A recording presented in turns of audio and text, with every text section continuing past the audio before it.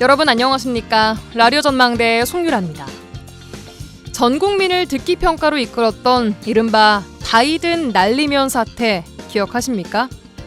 MBC는 국회 이 XX가 승인 안 해주면 바이든은 쪽팔려서 어떡하나 라고 윤 대통령의 발언을 자막에 넣어 방송했는데 대통령실은 날리면이었다고 해명했습니다. 이후 MBC가 국익을 저해했다는 이유로 대통령 전용기 탑승까지 막았던 사건이었죠. 이후 외교부는 MBC를 상대로 정정보도 청구 소송을 냈고요. 1심은 외교부의 손을 들어줬습니다.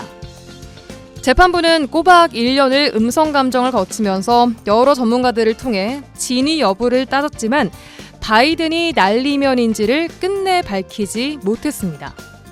법원은 간접 정황을 근거로 MBC의 보도가 허위라고 했고요. MBC가 항소해 2심 심리가 막바지에 이르렀습니다. 법원과 법학 전문가들은 법원이 진실 여부를 가리기 위한 사실조사에 얽매일 수밖에 없고 언론의 자유가 위축될 수 있다는 대법원의 판시를 근거로 피해자가 명백할 때 그 피해를 신속하게 구제하는 수단으로만 정정보도 청구 소송이 진행돼야 한다라고 입장을 밝혔습니다. 다음 달 13일 바이든 날리면 소송의 2심 결과가 예정돼 있습니다. 누구의 손을 들던 간에 법원이 난처하긴 마찬가지일 것 같습니다.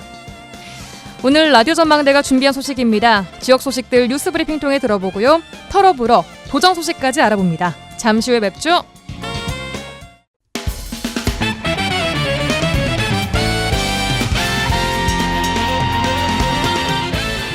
라디오 전망대 11월 18일 월요일 순서 출발합니다. 지역 뉴스부터 정리해보죠. 뉴스 브리핑 GBS 뉴스의 차범준 편집국장 연결합니다. 안녕하세요. 네, 안녕하세요. 네, 반갑습니다. 자, 오늘 지역 소식은 순천 소식부터 듣겠습니다. 의대 유치를 위한 대학 통합을 두고 그동안 이견을 보여왔던 순천대학교와 목포대학교가 지난주 금요일에 전격적으로 대학 통합 및 통합의대 추진에 합의를 했어요.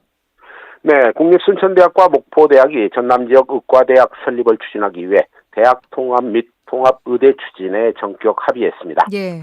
두 대학교 총장은 의과대학 신청 및 대학 통합 논의 마감 시한을 앞둔 지난 15일 저녁 지역의 화합과 미래 발전을 위한 대승적인 결단이라며 대학 통합과 통합의과대학 설립에 합의했다고 밝혔습니다. 예.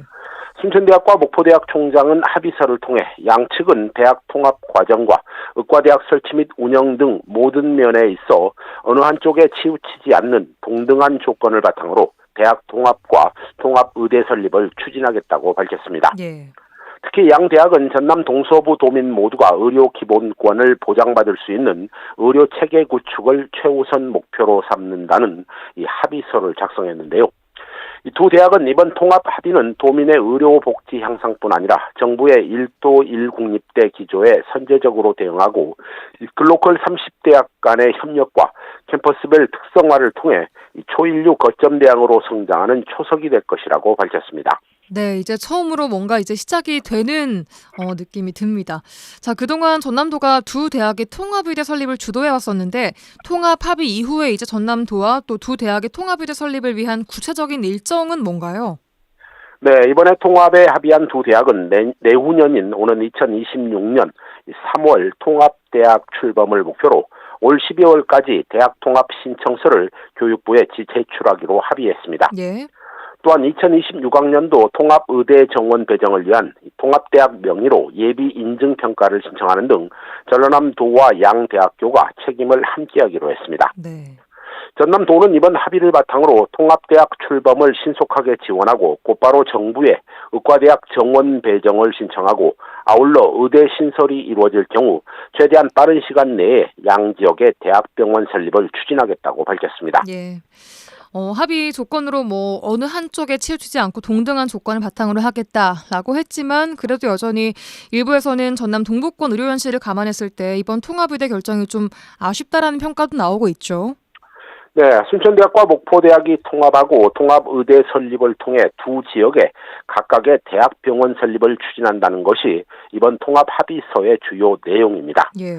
하지만 전남 동부 지역 일부에서는 진행자님 말씀대로 전남 동서부 지역 주민들의 갈등 해소에는 이번 결정이 도움이 되겠지만 이 대학병원 설립이나 운영 과정에서 이 시너지 효과가 분산될 것이라는 우려가 벌써부터 나오고 있습니다. 네. 전남 동서부 지역에 대학병원을 동시에 설립할 경우 이 전남도나 대학병원이 설립되는 지자체 차원의 이 적극적인 지원이 있겠지만 이 선택과 집중이라는 측면에서 양 지역 대학병원의 하향 평준화라는 결과가 나올 수도 있고 또 두 개의 대학병원이 서로 기계적인 균형을 맞추는 병원 운영을 하게 될 것이다. 이런 지적도 벌써 나오고 있습니다. 예. 이 무엇보다 전남 동부권 지역 주민들 입장에서 보면 이 순천대학의 이번 통합 의대 참여 결정이 이 전남도의 의대 설립 공모와 대학 통합이라는 조건 제시에 이 막판까지 끌려다니다 결국 마지못해 합의했다는 측면도 있다는 점에서 아쉬운 결정이라는 입장도 역시 나오고 있습니다. 예. 이 엉뚱한 비유일지도 모르겠지만 이 고대 그리스 신화에 이 다마스테스의 침대 이야기가 나오는데요. 예. 이 다마스테스는 손님을 초대해서 자신의 집 침대에 눕게 한 후 침대에 맞춰서 사람의 몸을 늘리거나 자르게 했는데요. 이 전남도가 통합의대라는 침대에 대학과 지역 주민들의 의료 수요에 대한 열망을 이 억지로 잘라서 특히 동부권 지역 입장에서 보면 이 억지로 잘라서 맞춘 게 아닌가 이런 생각도 해보게 됩니다. 네, 또 신선한 비유까지 해주셨습니다. 다음은 여수로 가보겠습니다. 최근 여수시가 직원들의 초과 근무 수당 축소 등 직원들의 사무관리비를 축소하자 공무원 노조가 강하게 반발하고 있어요. 네, 최근 여수시가 올해부터 급격하게 줄어들고 있는 시의 세 수입을 감안해 직원들의 초과 근무 수당 축소를 포함해 이 사무관리비를 축소하고 나서자 여수시 공무원 노조가 여수시가 집행하는 선심성 예산부터 줄이라며 해당 예산의 확대를 촉구하고 나섰습니다. 예. 여수시 공무원 노조는 지난 14일자 성명서를 통해 여수시장은 업무에 충실할 수 있도록 삭감된 법적 예산을 보장할 것을 촉구했습니다. 여수시 공무원 노조의 이번 성명서는 여수시가 올해 세수입이 당초 계획보다 급격하게 줄어 예산이 부족하다며 지난 8월부터 직원들의 초과 근무 수당 등을 축소하면서 나온 조치입니다. 예. 여수시는 지난 8월부터 초과 근무 수당 인정분을 축소하면서 직급별로 차이는 있겠지만 여수시 직원들 월 평균 10만 원 정도의 수당이 줄어든 것으로 알려지고 있습니다. 직원들에게 지급하는 수당을 삭감할 정도로 여수시의 세수입이 줄었다는 건데 시 직원들 입장에서는 당장 월 평균 10만 원이라는 월급 삭감 좀 불만이 클 수밖에 없을 것 같아요. 네, 여수시는 이번 직원들의 수당 삭감 조치와 관련해 지난해 대비 여수시 세수입이 800억 원이나 줄어들면서 예산도 전년에 비해 큰 폭으로 줄어들어 수당의 삭감이 불가피했다는 입장입니다. 예. 여수시의 수당 삭감 조치에 대해 여수시 공무원 노조는 여수시는 2016 여수 세계섬 박람회 성공 개최를 위해 이 공무원들의 사기 진작이나 행정력을 집중해야 될 중차대한 시점에 이 되려 직원들의 기본적 실비인 출장비와 급량비, 초과 근무수당 등 예산을 삭감해 사기 저하를 부추기고 있다며 심각한 결과를 초래했다고 밝혔습니다. 예.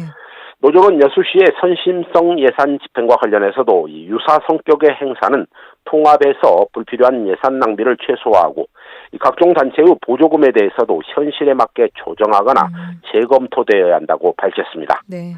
또한 공무원 노조는 여수시장은 직원들이 업무에 충실할 수 있도록 삭감된 법적 예산을 보장하고 선심성 중복 행사를 축소하고 이 불필요한 공무원들의 인력 동원도 중단할 것을 함께 촉구했습니다. 예, 알겠습니다. 오늘 뉴스 브리핑 여기까지 듣겠습니다. GBS 뉴스의 차범준 편집국장이었습니다. 수고하셨습니다. 네, 고맙습니다.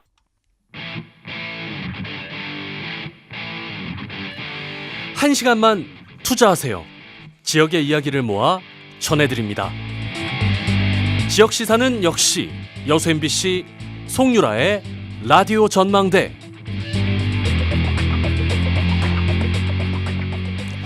라디오 전망대 본격 정치 시사 토크 털어불어 시작합니다. 개혁신당의 천하람 원내대표, 더불어민주당 서동용 전 의원 차례로 연결해 보겠습니다. 먼저 천하람 원내대표 전화 연결돼 있습니다. 안녕하세요. 네, 안녕하세요. 천하람입니다. 네, 안녕하세요. 한 주간 잘 보내셨나요? 네, 잘 보냈습니다. 예, 바로 지난주에 있었던 뉴스들부터 만나보겠습니다. 이재명 대표가 공직선거법 위반 1심 재판에서 징역 1년에 집행유예 2년 선고를 받았습니다. 판결에 대한 한 말씀부터 들어봐야 될 것 같습니다.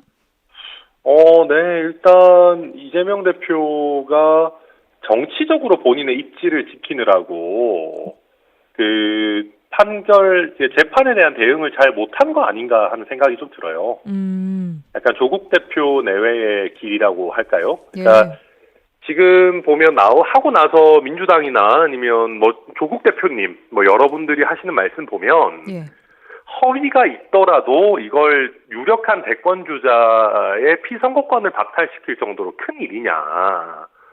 뭐 아니면 뭐 윤석열 대통령, 김건희 여사와의 균형에 미쳐서 봤을 때 너무한 거 아니냐. 뭐 이런 얘기들을 많이 하시는 것 같아요. 예. 근데 그런 논리가 적용이 되려면 보통 우리 재판 실무에서 봤을 때는 예. 일정 부분 자백을 해야 그게 가능합니다. 음. 그러니까 이제 우리도 보면 본인의 허위 사실 진술 내지는 뭐 여러 문제점 인정하면서 반성하고 있으니 선처를 해달라. 그렇게 해야지 법원 입장에서도 조금 형에 있어서 그런 부분을 배려할 여지가 생기는 것인데 네.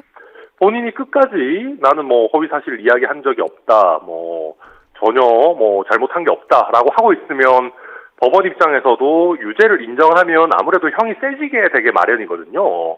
그러니까 그러다 보니까 제가 봤을 때 이재명 대표가 지난번에 뭐 정경심 교수나 이런 분들 마찬가지로 정치적인 입지 때문에 소송 대응을 제대로 못한 것 아닌가. 그리고 항소심에서도 계속해서 이런 스탠스로 나는 잘못한 거 없는데 검찰이 무리하게 뭐 검찰 독재로 기소했고 법원도 거기에 부역하고 있다, 노란하고 있다 이런 형태라면은 예. 항소심에서도 그러니까 이게 어떤 무죄로 완전히 판단이 바뀌어지지 않는 한은 피선거권 박탈형이 뒤집힐 가능성은 현재로서는 매우 낮아 보인다. 그렇게 평가가 됩니다. 네. 천 의원님께서는 의원직 상실형까지 나올 것이라고 예상을 하셨었나요? 뭐 저는 유죄 인정한다면 가능을 하지 않을까 했는데 어차피 판결에 있어서 예상하는 거 의미가 없어요. 왜냐하면 법률적인 판단에 있어서는 개별 알겠습니다. 증거 하나하나 뭐 이런 예. 것들이 디테일이 중요하기 때문에 뭐 디테일을 다 보지 않은 상황에서 무슨 선무당 사람 잡는다고 이게 판결이 과하니 아니니 뭐 잘못됐니 이런 얘기하는 거는 알겠습니다. 사실 대부분 다 그냥 뭐 정치적 공방입니다. 말씀하신 아까 소송 대응을 못했다고 주장하신 부분 연관해서 앞으로 남은 재판에도 그럼 영향을 줄 거라고 보시는 건가요? 그렇죠. 그러니까 지금도 계속해서 이제 법원 사법부를 비난하고 내지는 어떤 재판부의 독립을 훼손하거나 아니면 압박을 하려고 하는 시도가 있게 되면은 그게 오히려 더 마이너스거든요. 예. 그래서 오히려 좀 차분하게 그리고 또 일정 부분 조국 대표님도 뭐 그런 얘기 했잖아요. 허위가 있더라도 과하다. 그럼 허위가 있다면 이런 부분은 본인이 좀 잘못이었다라고 조금 더 겸허하게 가신다면은 항소심에서 보다 나은 결과를 받을 수 있지 않겠나. 저는 그렇게 평가합니다. 네. 국민의힘 여당 공세는 더 커질 것으로 예상이 됩니다. 어떻게 보십니까? 저는 여당 공세는 어차피 의미가 없고요. 여당은 뭘 해도 이제 뭐 잘하지도 못하고 국민들 관심도 별로 없는 것 같고 다만 이재명 대표 본인의 권위가 많이 떨어지게 될 것 같습니다. 대표적으로 대통령 탄핵이라든지 이런 부분에 대해서 공세를 하려고 해도 예. 민주당 지지 성향의 뭐 국민들이야 그래 열심히 빨리 해야지 하신다고 해도 상당수의 그렇지 않은 중립지대에 있거나 국민의힘 지지층 같은 경우에는 이재명 대표가 감옥 가거나 아니면 피선거권 상실이 확정되기 전에 서둘러서 대선을 치르기 위해서 대통령을 끌어내리려고 하는 것 아니냐. 결국 이재명 대표가 국익을 위해서라기보다 본인을 지키기 위해서 서두르고 있는 것 아니냐. 그렇게 평가할 수 있어요. 예. 그렇게 되면은 야당의 어떤 탄핵 공세라든지 이런 어떤 부분들이 조금 뭐랄까요, 불이 붙기 어려운 그런 더 힘든 상황으로 빠져들 것 같고요. 예. 사실 이럴 때 대승적으로 예전 같으면 예.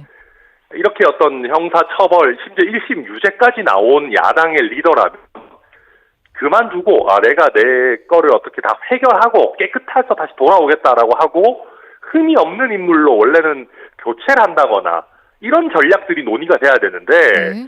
지금 더불어민주당은 1급 체제니까 그런 얘기도 못 꺼내고 다들 그냥 답답해하고 있는 상황만 이어지지 않을까 예상합니다.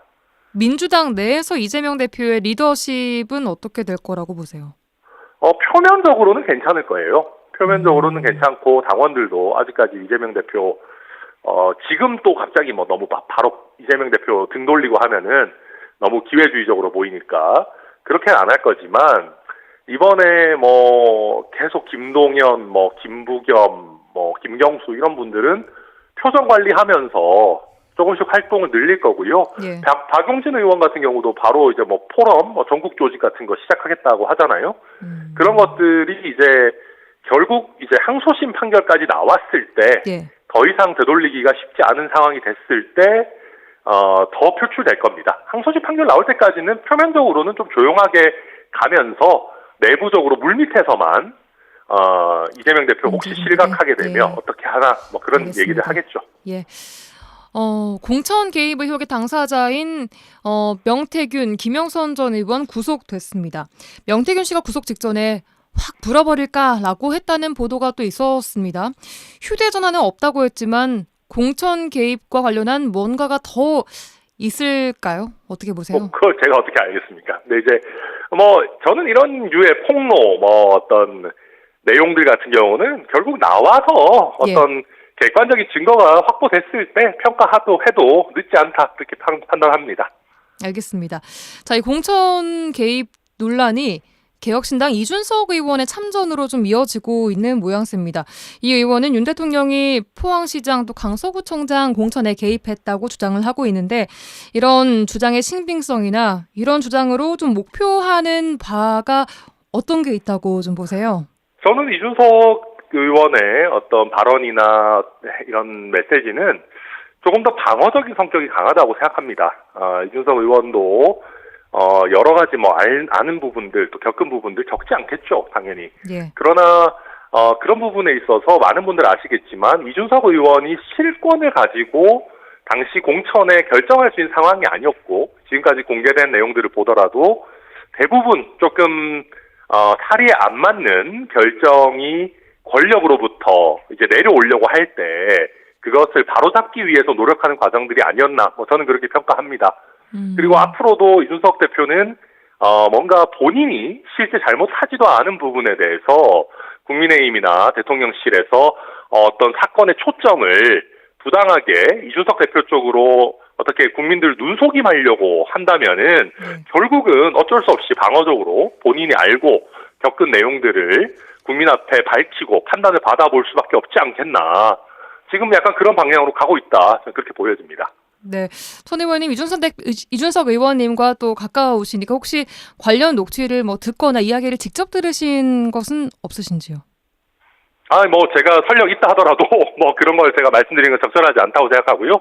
이준석 의원이 본인 판단과 또 본인의 상황에 맞춰가지고 적절하게 하리라고 생각합니다. 알겠습니다. 과거 명태균 씨가 자기가 구속되면 한 달 안에 하야 탄핵이라고까지 이야기를 했는데 현재 명 씨가 구속됐습니다. 대통령 부부의 공천 개입 수사로 이어질 거라고 보시나요? 그러니까 이게 이제 저는 이게 아까도 말씀드렸지만은 이 명태균 씨의 이야기 중에 어느 부분까지가 과장이고 어느 부분까지가 실체가 있는지 뭐 제가 간단하게 이야기하기는 쉽지 않은 것 같습니다. 예. 그렇기 때문에 뭐 결국 뭐 폭로라는 거는 폭로가 돼야 되는 거니까요. 뭐 지켜보시죠. 알겠습니다.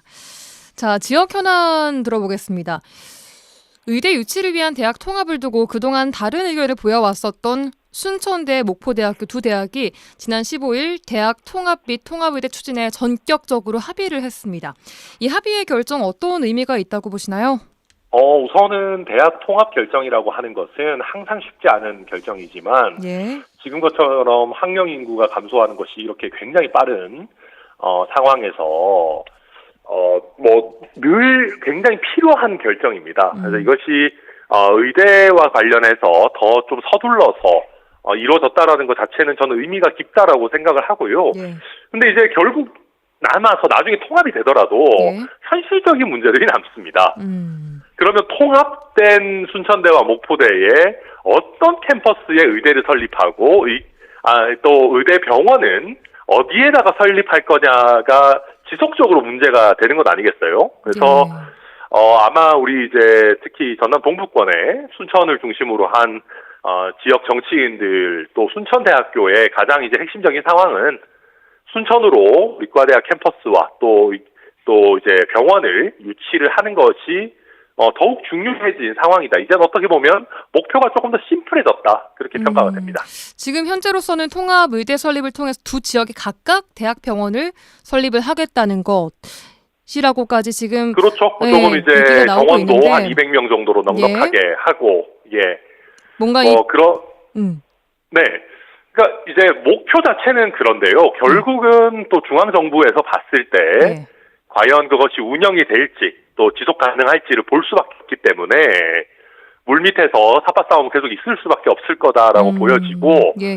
저도 또 국회에 있는 상황에서 또 그런 부분에서 적절하게 역할 할 부분 해야겠다 생각하고 있습니다. 이게 뭐 지역에서는 잘 된 일일 수도 있고 방금 말씀하신 것처럼 우려스러운 부분이 있겠지만 순천대가 꽤 오랫동안 주장을 해왔던 동부권에 하나의 대학병원을 짓는 것에 비해서는 시너지 효과가 좀 떨어질 거다 혹은 분산될 것이다. 혹은 뭐 양지역 모두 하향 평준화될 것이다. 이런 우려들이 나오고 있거든요. 이건 어떻게 보세요? 저는 그런 우려와 이런 거 다 떠나서요. 예. 솔직히 말해서 정말 충분한 규모의 의대 정원이 확보가 되고 예. 목포와 순천 각각의 대학병원이 괜찮은 퀄리티로 만들어질 수 있다면 예. 그거는 반대할 수 없죠. 예. 저는 그것과 거기에 대해서까지 뭐 수요가 분산된다라는 논리로 반대할 거는 아니라고 생각하고요. 예. 다만 이제 지금 의료계와의 의료 대란 이런 부분 굉장히 복잡한 상황들이 있지 않습니까? 예. 그렇게 돼서 두 개의 복수의 의대 캠퍼스, 복수의 대학병원이 되기 어려운 중앙에서의 이슈들이 있기 때문에 그렇다면 최소한 하나라도 제대로 순천에 제대로 된 의대 캠퍼스와 병원을 가지고 오기 위해서 통합했으니까 마음 놓자 이게 아니고 계속해서 확정될 때까지 더 지역의 정치인들이 노력해야 된다. 그런 취지의 말씀드리는 겁니다. 예, 알겠습니다. 한 가지 더 짚어보겠습니다. 정부가 기후 대응댐 신설을 추진하고 있는데 순천 옥천댐이 신규댐 후보지로 선정됐습니다. 중요한 것은 주민들 대부분이 지금 반대를 하고 있다는 건데 이번 국감에서도 지적이 됐습니다만 신규댐 선정 과정에 문제는 없었는지에 대해서는 어떤 말씀 주시겠습니까? 아마 이게 이제 모든 결정이라는 게 완벽하기는 쉽지는 않습니다.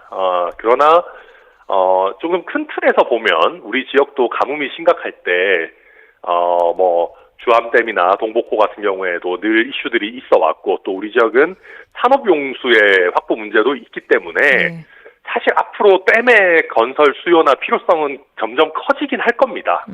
그런 면으로 놓고 보면 어딘가에 만들기는 해야 된다. 다만 저도 전문가가 아니기 때문에 옥천댐 부분이 최선이냐 그건 저도 확정적으로 말씀드리긴 어려울 것 같습니다.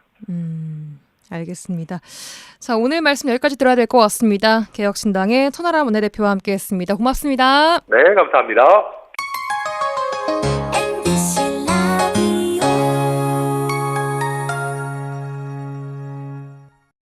네, 여수 MBC 라디오 전망대 본격 정치 시사 토크 털어불어 이어갑니다.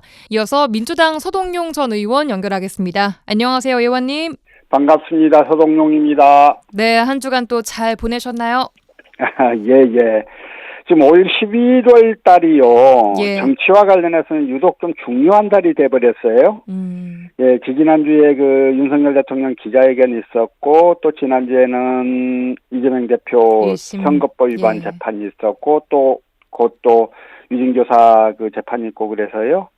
그래서 이제 이게 윤석열 정부의 명운과도 관련이 있고 정치 지형 변화에 큰 변수가 될 일들이 유독 벌어지고 있는데, 저는 이제 지난주 초반기에는 윤석열 대통령 기자회견에 대한 소회를 주변 분들하고 조금 나누고, 또 후반기에는 이재명 대표 금요일에 열린 재판 결과 예측하고 이러면서 좀 보냈습니다. 네, 그 소회와 예측 이야기 제게도 한번 좀 들려주시죠. 자, 하나하나 들어보겠습니다. 예. 자, 말씀하신 이재명 대표 1심 판결, 일단 총평부터 좀 들어보겠습니다. 어떻게 보셨어요? 일단 생각보다 형량이 훨씬 셌다 이렇게 말씀을 좀 드릴 수 있을 거예요. 예. 그동안 이제 유무죄에 대해서는 의견이 분분했었지요. 근데 이제 설령 유죄로 인정된다 하더라도 선거 때는 후보자가 자신에게 유리한 이야기를 하려 하는 게 당연한 거 아니겠어요? 그런데 그런 선거 국면에서 저런 정도의 발언으로 10년간 피선거권을 박탈하고 민주당이 대선에서 보전받은 434억 원을 반환할 정도의 형을 선고하는 것.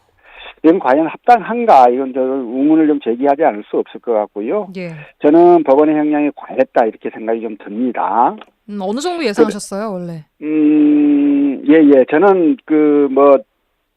유무죄, 그러니까 강선무효형 근처에서 좀 형이 형성되지 않을까라고 생각을 했던 것인데요. 예. 이거는 징역형의 집행유예에서 너무 좀 셌다 싶어요.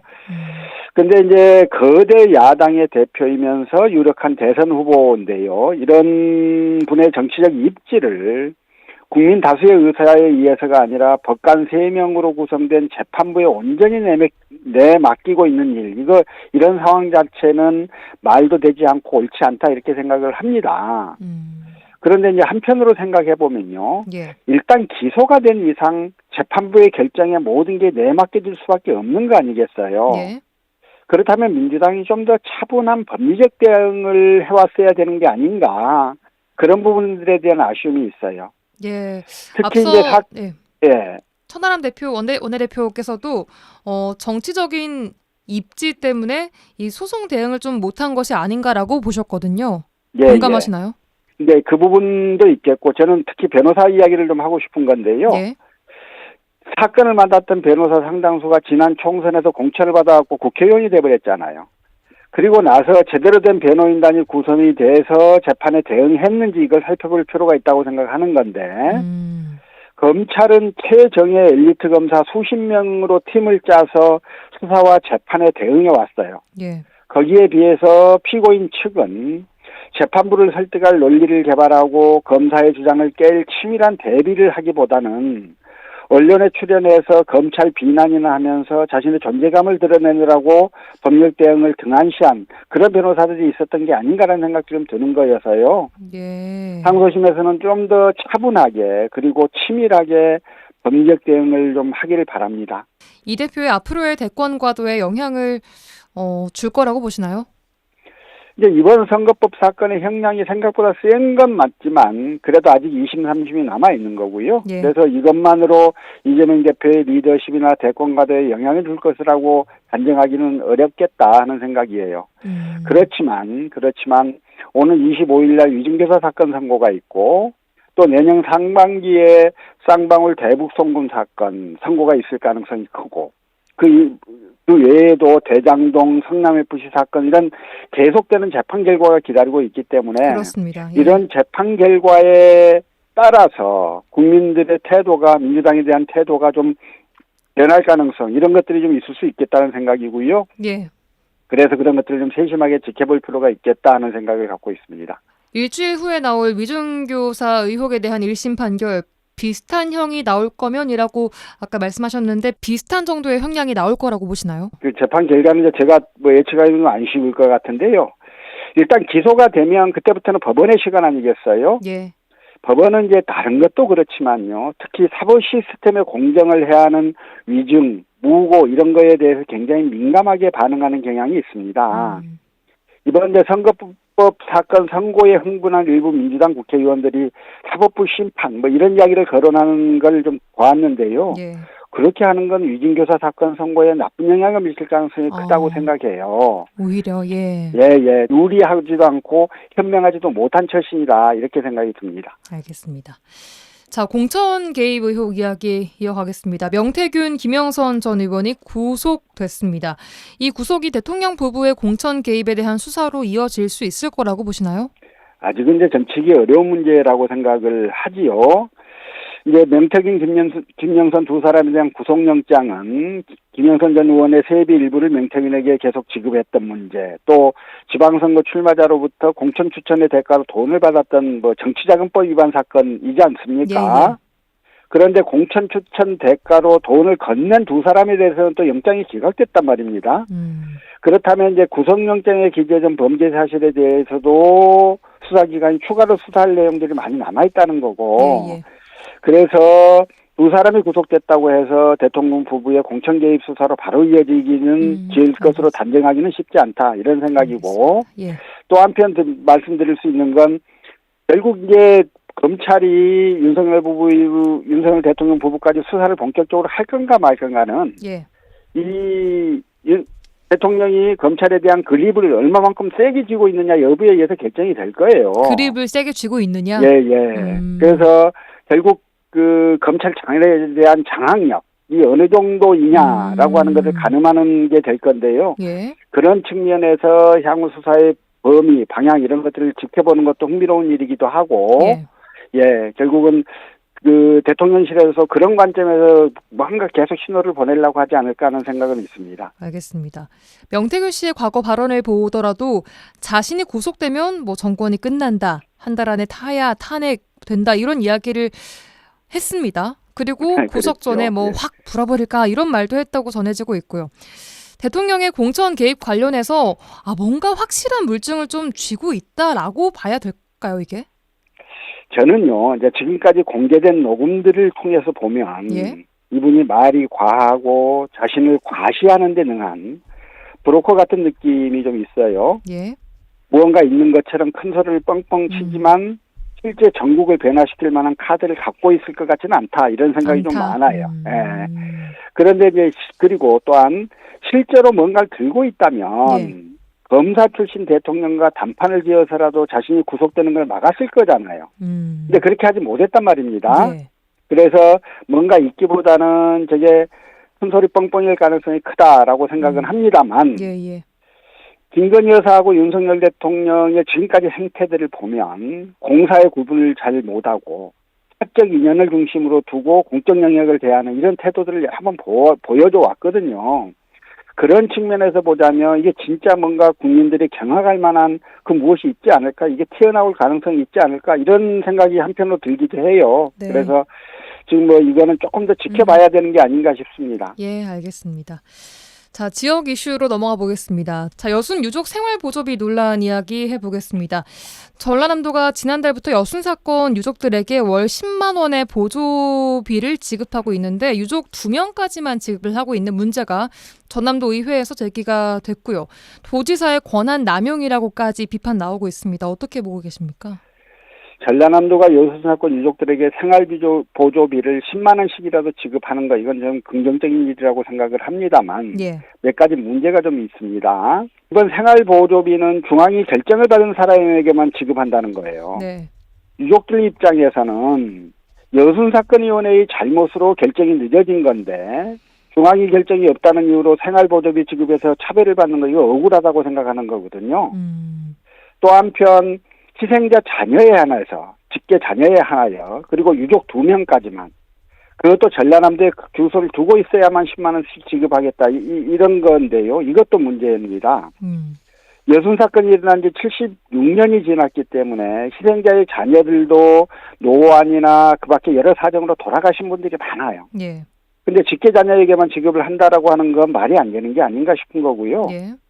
또 한편 국가폭력에 의해 가족이 억울한 죽음을 당한 것도 모자라서 반란군, 빨갱이라는 비난이 쏟아지니까 이걸 두려워해서 고향을 뜬 사람들이 되게 많았는데 주소가 전남으로 안 돼 있다고 해서 배제하는 것. 그럼 그분들 다 배제하는 꼴이 되는 것이어서 이것도 유족들을 배려하는 행동은 아니다. 또 2명이 한정하다 보니까 이 누가 돈을 받을 건가를 가지고 친척들 사이에 굉장히 갈등이 생기고 있어요. 뭐 이런 일들이 좀 벌어지고 있어서 굉장히 안타까운 거고요. 또 하나 말씀을 드리고 싶은 건 전라남도 조례를 통해서 지금 생활지원비가 지급되지 않습니까? 그런데 이 지급되는 생활지원비의 30%만 전라남도가 부담하고요. 나머지는 기초지자체에서 부담을 하고 있어요. 생색은 전라남도가 내고 부담은 기초지자체가 따는 이것도 문제인데 더욱 문제는 재정이 열악한 군 단위 기초지자체들의 경우에는 이게 굉장히 큰 부담이 돼서요. 생활지원비의 지속 지급에 장애인이 될 수도 있는 거거든요. 어떤 제도적인 보완이 좀 필요하다고 보시나요? 전체적으로는 좀 이렇게 다시 고민을 좀 할 필요가 있다는 생각인데요. 첫째는 중앙위원회에서 희생자 결정이 되기 전이라도 전라남도 실무위원회에서 희생자 결정을 하면 생활지원비를 지급할 수 있었으면 좋겠어요. 전라남도 실무위원회가 이미 희생자 결정을 한 사람을 그 사람들에 대해서는 생활지원비를 지급하는 것도 전혀 문제는 없겠다 이런 생각이고 또 그 지급 대상자를 직계 자녀로 한정하지 말고 상속 대상자로 이렇게 좀 확대를 할 필요도 있다. 그리고 대상자 숫자를 더욱 늘리는 것도 좀 필요할 것 같고요. 만약에 이게 무한정으로 늘리는 게 좀 어렵다면 희생자 한 분당 지급할 수 있는 금액을 조금 더 늘려서 이 총액 기준으로 해서 유족들이 상호 협의해서 신청할 수 있도록 예. 이렇게 유연하게 처리를 하면 좋겠다는 알겠습니다. 거고, 예. 무엇보다도 총 생활지원비 중에서 전라남도 부담분을 획기적으로 늘려야 한다, 이런 생각이 좀 있습니다. 알겠습니다. 자, 한 가지만 더 보겠습니다. 광양 플랜트 노사 합의 불발 이야기인데요. 7개월이라는 긴 시간 동안 광양 플랜트 건설 노사 간 임단협 협상이 이어지고 있습니다. 최근 잠정 합의를 하는가 싶더니 3일 만에 노조가 부결을 시키면서 합의가 불발됐습니다. 이 사태 어떻게 보고 계세요? 예, 단체별 협상 과정에서 계속 문제가 되어왔던 게 징계 조항이었는데요. 이 네. 징계 조항하고 임금 인상액의 소급 적용 문제에 대해서 조합원들의 불만이 터져 나와서 결국 임단협 부결 사태를 가져왔습니다. 예. 이 징계 조항은 일정한 경우 노동조합이 조합원을 징계하고 이를 사업주에게 보고하도록 하는 것을 의무화하는 내용이에요. 그렇습니다. 노동조합의 자주성을 훼손하는 독소 조항이라는 지적이 있어 왔는데 네. 단체 협약 안에서는 일부 표현이 순화되긴 했지만 그 본질적인 내용이 변하지 않았다고 해서 조합원들이 이를 거부한 것이고요. 예, 예. 또 하나가 임금 인상 부분의 그 소급 적용 문제입니다. 네. 지금 이제 기존에 진행되고 적용되고 있던 임금 협약의 전속 기한이 지난 6월까지였거든요. 예. 그러면 임금 협상을 6월까지 했어야 되는데 6월까지 못하고 지금 11월 달이 된 거예요.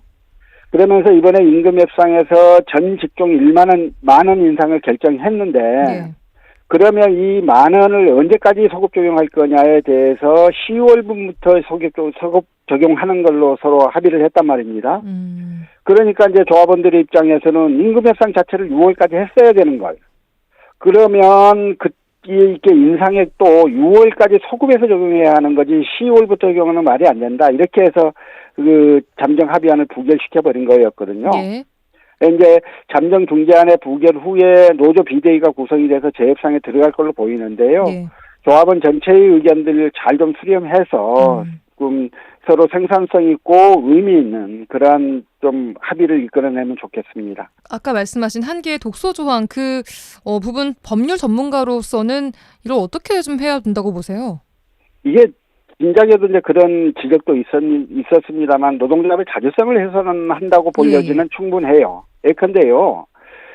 조합 사무실을 회사에서 노조에 제공을 하는 것도 이게 노동조합의 자주성을 훼손할 우려가 있어서 그게 안 된다라고 하는 게 법원의 태도거든요. 네. 그런데 노동조합원의 행위를 노동조합이 징계를 해야 한다. 징계할 수 있도록 하고 이걸 징계하는 걸 또 사업주한테 보고하도록 하는 건 가장 전형적으로 조합이 조합원을 징계하도록 하는 것. 이거는 굉장히 좀 문제가 있어 보여요. 만약에요. 사업주가 보기에 그 조합원이 행동이 문제 있다면 사규에 의해서 뭐 징계를 하거나 여러 가지 방법들도 있을 거고요. 네. 또 뭐 손해배상을 청구하거나 여러 가지 것들이 있을 수 있는데 그걸 자기들이 하지 않고 노동조합의 손을 빌려서 하는 거잖아요. 예. 이거는 노동조합의 자주적 결사체로서의 노동조합의 본질에도 좀 어긋나는 것이어서 알겠습니다. 저는 옳지 않다고 생각하고 법원에 가져가면 이거 깨질 가능성이 크다라고 생각합니다. 알겠습니다. 자, 오늘 말씀 여기까지 들어야 될 것 같습니다. 서동용 전 민주당 의원과 함께했습니다. 오늘 말씀 고맙습니다. 고맙습니다. 네, 한 주간 도정 소식 알아보는 시간입니다. 전남도 대변인실 방준환 사무관 연결되어 있습니다. 안녕하세요. 예, 반갑습니다. 네, 오늘 첫 소식은 내년도 정부 예산 확정을 위한 국회 심의가 본격적으로 시작됨에 따라서 전남도가 지역 현안 해결과 국고 확보에 전방위적으로 나서고 있다고요? 예, 그렇습니다. 지금은 모든 기와 논의 지금 국회를 쏟고 있는데요. 네. 김명록 전남지사도 잇따라 국회를 찾아서 전라남 특별자치도와 기회발전특구, 조세 등 특례 혜택 등 이 지역 현안 해결과 내년도 국비 확보에 막바지 바빠졌습니다. 예. 김 지사는 국회에서 국립의과대학 설립과 관련해 정부 1도 1국립대 정책 방향과 지역 상생 화합에 부합하는 통합의대가 목포대와 순천대 간 전격 합의함에 따라 예.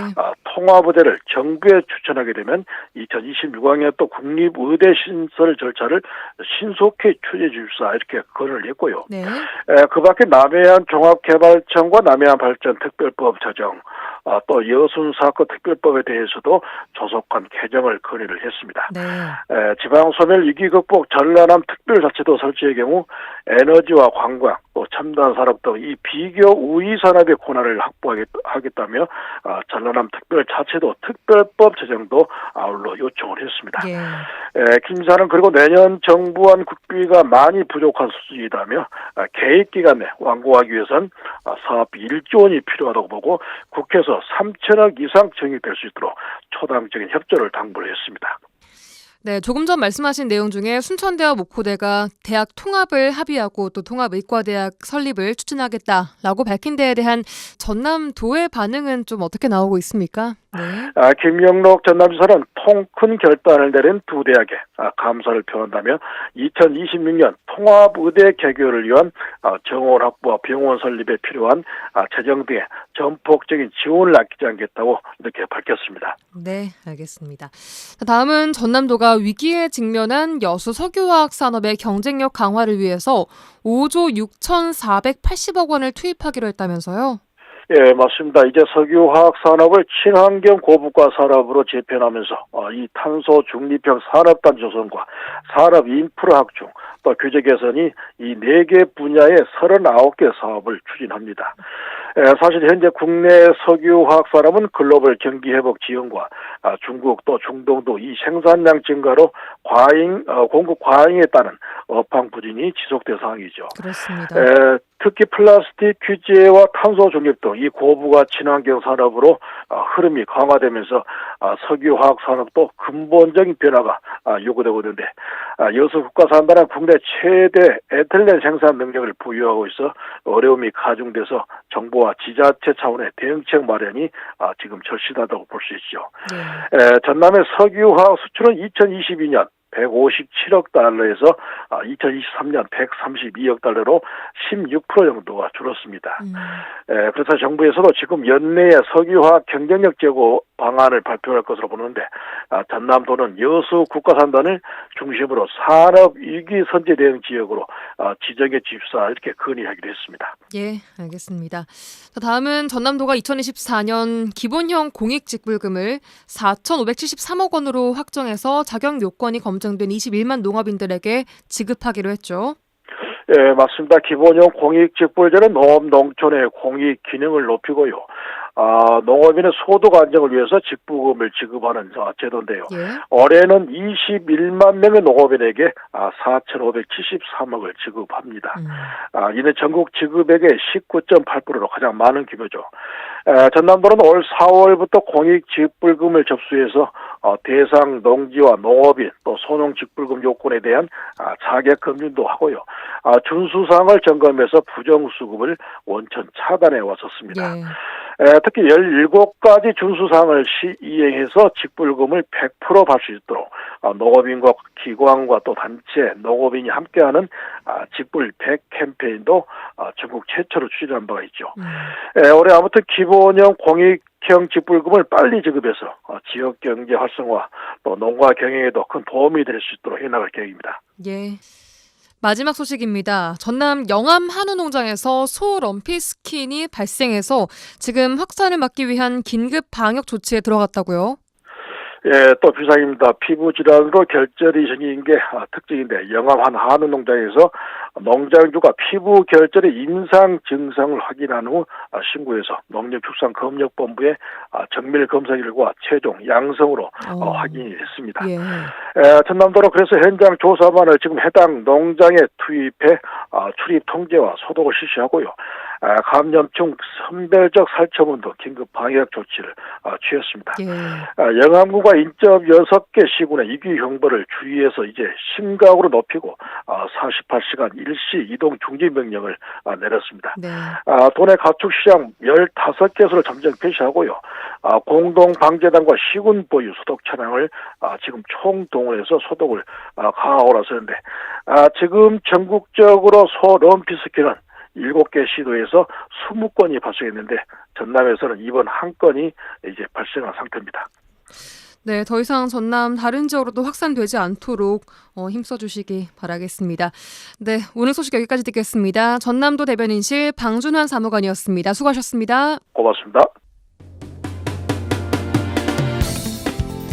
여수 MBC 라디오 전망대가 11월 18일 월요일에 준비한 내용 여기까지입니다. 저는 내일 돌아오겠습니다. 구성 이선화, 연출 송유라였습니다. 고맙습니다.